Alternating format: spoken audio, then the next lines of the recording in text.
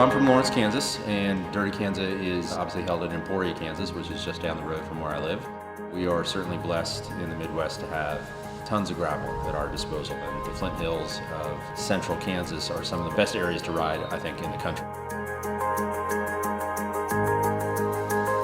I love everything about Dirty Kanza, but I think the thing that keeps me coming back here is the community. Emporia is this incredible town. I really get the impression Emporia loves this. Like, they like the fact that people are visiting and the town is full of bikes, and that's really fun. The vibe's fantastic. Be part of this entire culture is extremely invigorating for me. So the DKXL is 350 miles instead of 200. So the deal with the 200 is you've got areas where you can receive aid. You're on your own to provide your own crew for the 200. So with the 350, there is no crew, you know, so you're not allowed to have any outside assistance or any kind of support other than your fellow riders. About the only thing I have in my breadbasket that I can really rely on is a fair amount of stupidity. So the XL distance, 350 miles, I seem to do okay when smart people go home. GRX has been incredible. We knew what was kind of coming, we had heard a little of the details, but actually getting on GRX has been just this really cool experience.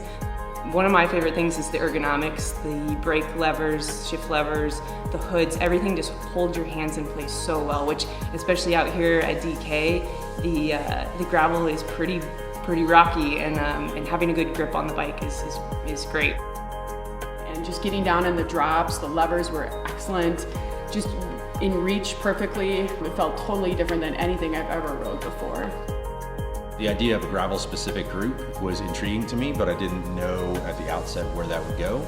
But I can honestly say I feel like it's a game changer. I think the shape of the hoods, the ability to customize the gearing options, the extra clearance from moving the drivetrain out, all of that stuff is super cool. Last year I was here for DK 100. That was a really good event. Prepped myself for this year's DK 200. It's very challenging. I've been through good and bad days on a bike. I'm not 100% ready, but I don't think you're ever gonna be ready. So let's just do it.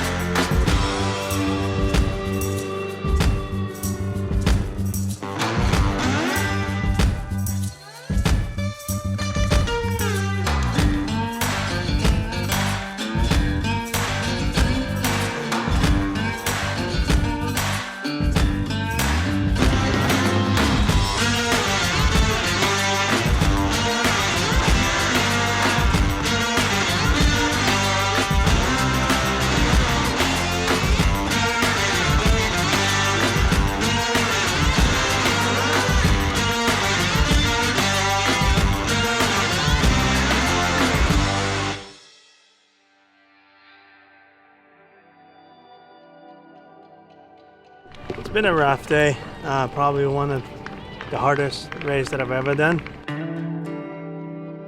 I've done twice already, but this was a completely different one. Of course, it was really, really hard, and the heat is just above and beyond every day. Bike performed really well.